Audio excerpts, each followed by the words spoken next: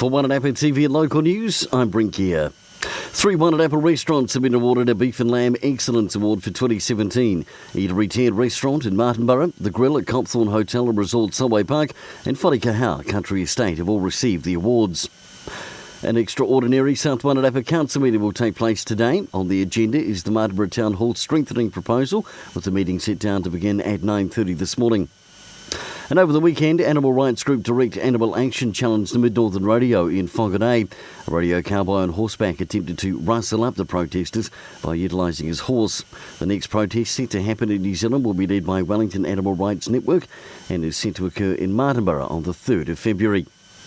In sport, Masterton will be hosting the inaugural Trust House Lower North Island Girls Cricket Tournament for under-13 sides from Wellington Anniversary Monday onwards.